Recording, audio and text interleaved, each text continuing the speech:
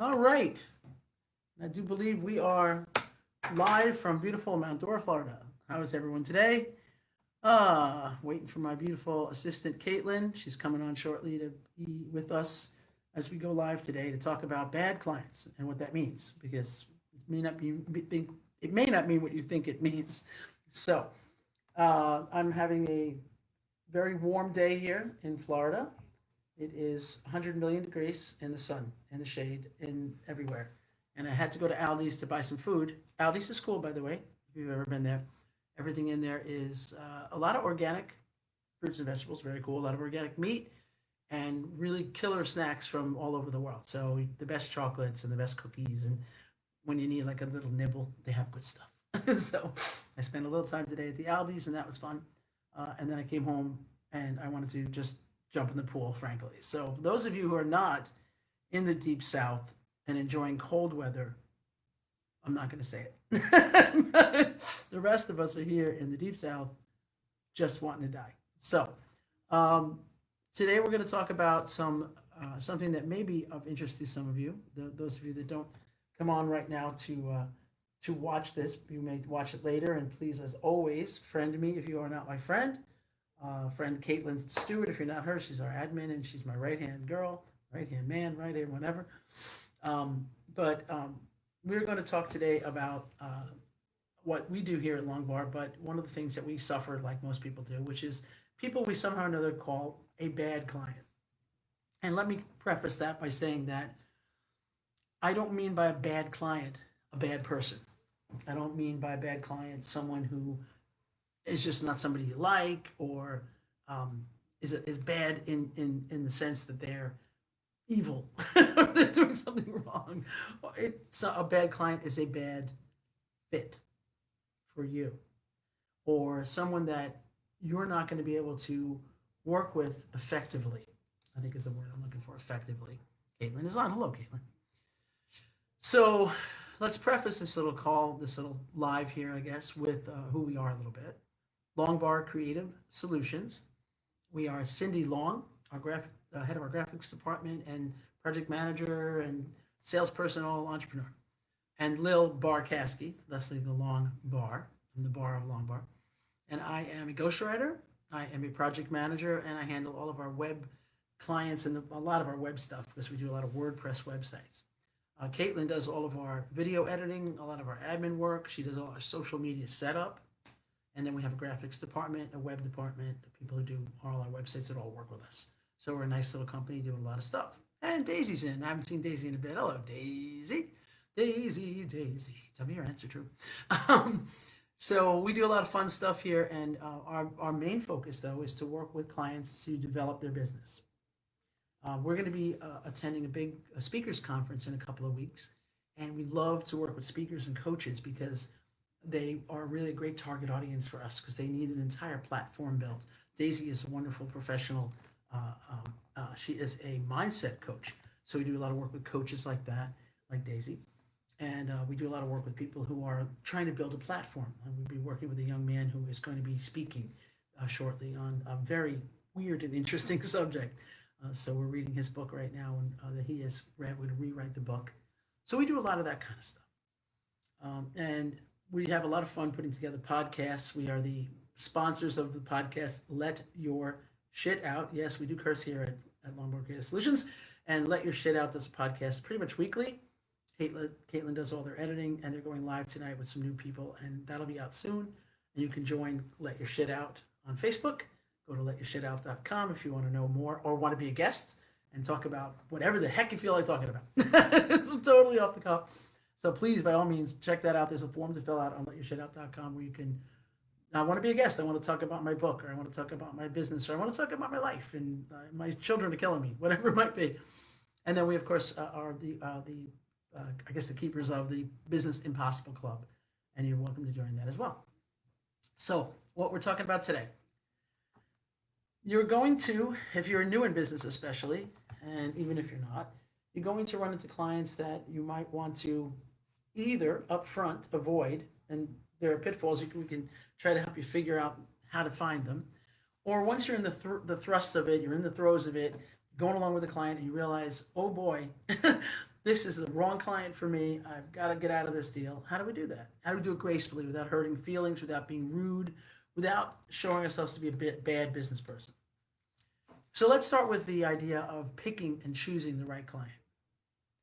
And understand the more you get into business, the more this becomes easy because you're able to say no much more easily. When you first start business, you get into taking whatever comes along. And you kind of have to a little bit. We are, when we're new in business, we take a client because even when we think, oh, there's a red flag and there's a red flag and there's a red flag, we need to make some money. We need to get some clout. We need to have, say I work with this, and this. Sometimes when I first started writing books, they were not all easy. They were not all simple. They were not all ones I would want to write or edit or work with. But I had to get, my sea legs. Let's call it sea legs. So to get sea legs, you've got to actually have clients. You got to work with clients. Um, but as you get, and part of the problem is the reason you have a bad client or a quote unquote bad client or a wrong client for you, a lot of times has to do with your pricing and your commitment to what you're doing and the fear that you are not good enough, that you're a fraud, that you're not really the best graphic artist, or you're not really the best coach, or you're not really the best. I got to prove it. I got to show it. So you do too much for too little. You go out and you say, okay, I'm going to do everything I can for this client. And they're gonna love me. It's gonna be great. And then they see that you're doing this for half the price of somebody else that they've already talked to. Trust me, they've talked to 3 or 4 people. They picked you because you were cheaper, you were newer, and they thought they might, get a little more out of you. And that's human nature. That doesn't make them a bad person. It's just what people do. But when you see that, when you're older and you're working more and more and more, you start to see it. And you say, wait, part of my problem is I'm not charging enough. And you can't charge enough at the beginning. When you're first doing graphic arts, you might be charging $20, $30, $40 an hour. That's not the right price by any means. When you're first doing coaching, you might say, I'm going to do a thing for $99. And then you realize, well, I can't make enough money, but you have to get some clients. So if you start to build your business up and you start to build your confidence up, then you can start to say, okay, what am I really worth? How much an hour am I worth? How much time is this person taking? I've done a lot of web projects. I am not a web developer. Trust me, you do not want me to develop a website. It would be fuba. Fuba, terrible. Nothing. But what I can do is, what I do understand is how do people use a website? Why they walk into a store, the way they walk into a store and see, here's the specials and here's the compartments and I know where to find everything. That's the way I understand what we call usability. Okay. And I also understand the best way to lay a website out, and I understand color and design and all that. So I project manage those with my developers who are much smarter than I am. But I've done a lot of those projects, and in web development, and probably in a lot of other businesses, we call it scope creep. And by scope creep, I mean, and Daisy, you'll get to know this. I'm going to talk to Daisy for a second about this because she'll get to know it. You're going to get some clients that will do your program, or you'll build them a website, and they'll say, oh, but I forgot. I need 3 more pages on that site. I forgot about it. I have to put this service and that service. They didn't pay for that. They didn't pay for your time to do that. But okay, that'll only take me an hour. So you do the extra hour. And then they realize you did that, and they say, oh, you know what? I forgot I need a photo gallery. I need to listen. With coaching clients, they say, they start calling you you say, okay, you can call. We have a meeting every Monday from 1 to 2, and we talk or whatever. And then what happens is they start texting you on Tuesday. Well, wait, I forgot something. And then they call you on Thursday, and then they email you. Cindy had one of her first clients, she was telling me the other day, that did a business card. And she did the business cards, and she showed her, this is what it's going to be. She looked at it, they went and printed it. Oh, I don't like it. She was new in business. So she said, okay, I'll tell you what, I'll change the font for you, and I'll make this a little bigger. And then, okay, we'll do it again on me. I won't charge you. We'll just do it one time. Second time, oh, I don't like, oh, no, this is the wrong font. This isn't right. It was exactly what she'd seen. It was exactly, she had approved it. The third time, she tried to get her on this one. Cindy was at a funeral. She told her, I'm going to be at a funeral. And the lady called her at a funeral. And she said, listen, I'm at a funeral. I tried to tell you, I can't do this. You really forget it. And she said, well, we all got to go sometime, honey. And Cindy went click on the phone up. In that case, maybe kind of a bad client, because maybe even a bad person in that one, right? And we all get those. Recently, we had a situation. I see. She says, "Yeah, people love the free energy." That's right. Yes, Stacey, they love, and you have great energy, kiddo. So they're gonna love your energy. And don't let them steal your energy. Your energy is everything. Recently, we had a very good friend wanted to do a site for his boss, small business, and they asked me. We went through it all. We gave them. We said, okay, he's just all this lady can afford is this, and we only do something like that for a friend. And we said, okay, we're going to do that. And of course, we had the contracts. I went, he said, well, come over. She's got a check for you. She's going to sign a contract. I drive 15, 20 minutes to the office. I said, it's pouring rain. And I get there, and the lady had all kinds of worries and complaints and problems, and she ran me through the ringer for about an hour and wouldn't listen to a word I was saying to try to quell her worries or her problems about some compliancy issues and some things. And she never gave me a check, didn't write the thing. She said, well, I don't know what I'm going to do. And I said, okay, look, I'm done. So I walked away, and I told my buddy, listen.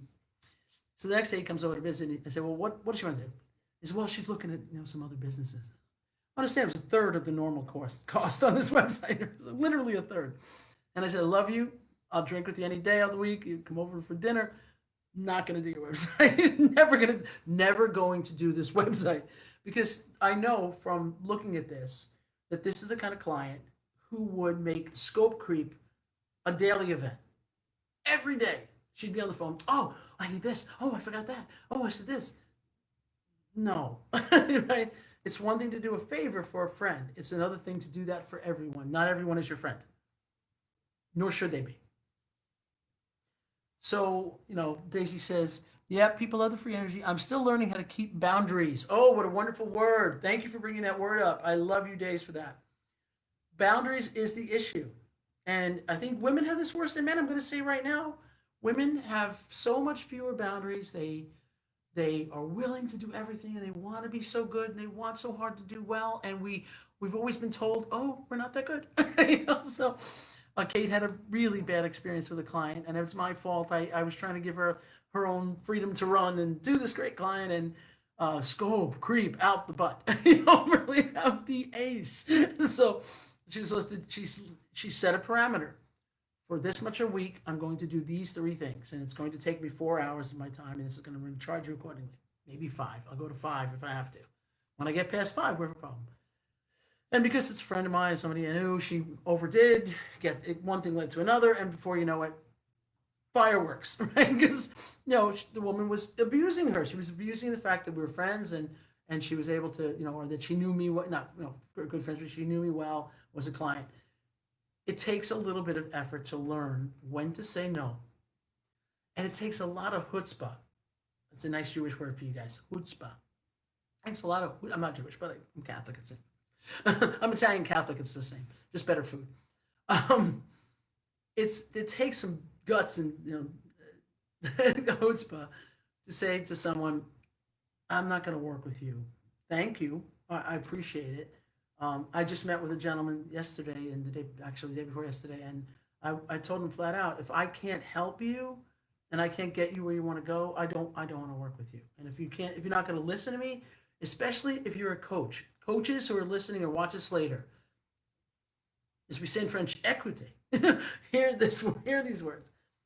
Don't work with somebody who is uncoachable, and you will know damn near immediately that they are uncoachable. You will know right away. They're not going to listen. They're not going to pay attention. They're going to say, yeah, but I really want to do this way. And look, I'm not saying don't take in their ideas or listen to your clients. Of course you want to do that, right? But at the same time, oh, it's Rosanna Sloan. Hello. At the same time, love Rosanna Sloan's. Got to watch her memes. She's the bomb. Over at Let Your Shade Out. She's the meme queen. At the same time, if you're coaching someone, and I like this gentleman, the ghostwriter who brought me into the project said, "Listen, Sam, we're gonna have to do some work on the book. Your message isn't clear." And he was trying to make different. He said, "Sam, listen a little. If you're not gonna listen a little, don't bother." Because you have to be able to, if you know and you really feel passionate about something, you say to your coaching client, I really want you to try this. I often talk about Suzanne Evans. I hope your ears are probably ringing. I go to a lot of her conferences. And Suzanne, if you listen to people who spend a lot of money with Suzanne, I've spent a fair bit with Suzanne, done a lot of things with her, listened to her a lot, or good coaches like Kyle Cease, or there's a lot of really good coaches. If they tell you to follow a path and they're making $7 million a year, and they tell you to follow a path, try that path, So if you're a coach and you feel very strongly about a clear path for a client, try to get them to try that path. Do it in a month increment, 2 months increment, 3 increments. So we say increments. Like with my coaching class, I do a 3-month increment. I say whatever we're going to do in 3 months. If it's not working, then we're going to change tactics. But try what I'm telling you to do. And if they super resist or they don't do any of the things you tell them to do, if you're a weight loss coach and they just keep eating pizza and they never lose weight, it's not your fault. They're a bad client. They're the wrong client. They're a bad fit. Maybe somebody else can get them to stop eating pizza. Maybe it isn't you that can get them to do that. And you need to let them go because you may be the wrong person for them. You may have the wrong advice. You may be the wrong fit, literally, for them. And if you can't get them moving along in the right direction, be it you're building a website, you're making a graphic design for them, you're coaching them, you're teaching them to change their mindset, you're teaching them how to write a meme, Rosanna Sloan, the queen of memes, whatever it might be, you got to make sure you're doing the right thing for them too, because if bad clients are often reflective of you being the wrong person. Not that you're a bad person, again, not that you're a bad entrepreneur or a bad professional or don't know your profession, but literally not everyone will fit with you. And they shouldn't. When we first went to work with Suzanne, my business partner then, she went around the room and she said, what's your closing rate in working? And he said, oh, I close at 98%. And she said, well, that's a problem. I thought he was going to die. I mean, he literally melted into the chair when she said, well, that's a problem. And he said, what do you mean? I closed 98% I'm a closer, dude. I got this down. She said, if you're closing 98%, you're too cheap. You're probably too cheap, or you got the wrong clients, and she was right.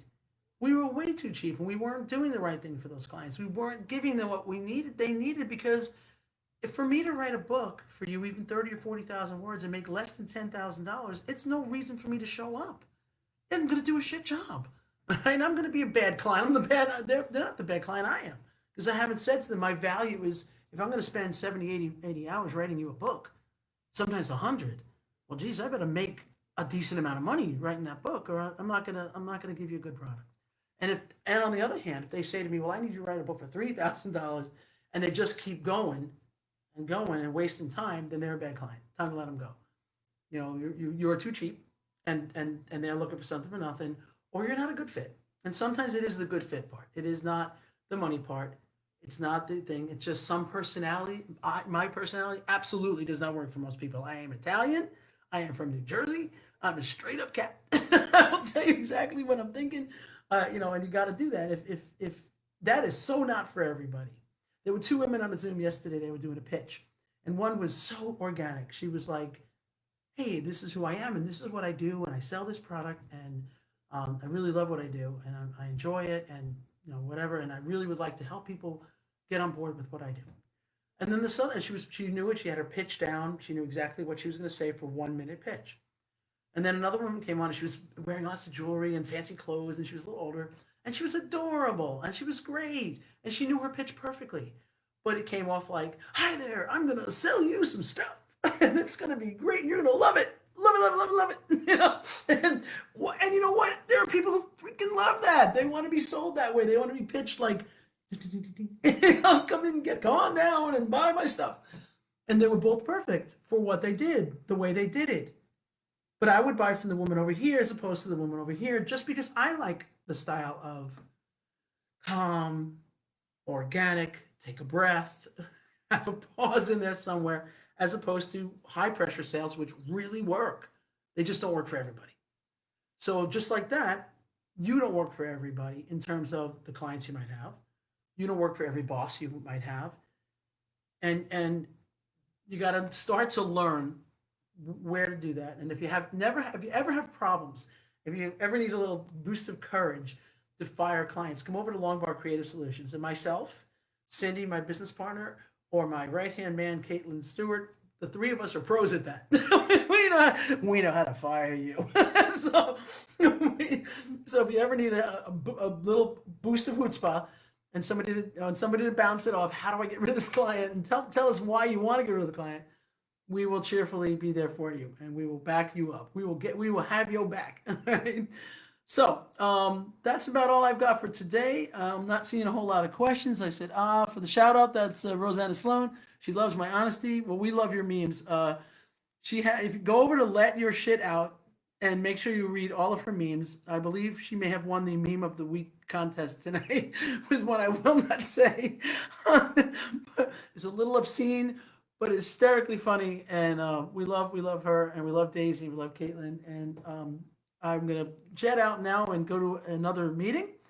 But I hope that you will watch this later in the day. Those of you that I know, a lot of you catch them later on. I'm seeing a lot of watches later on. These will all be up on YouTube, on our YouTube channel as well. So that's pretty much it. Winner, winner, chicken dinner. Yes, Rosanna. Winner, winner, chicken dinner. Rosanna Sloan. All right, thank you guys, and you have a great day. Fire that bad client, hire the good client, be a good entrepreneur, be a good coach, be a good salesperson, be a good whatever it is you are, and do the right thing. If you do the right thing, you always win. Thank you, 2 days. Thank you, everyone, and I am off.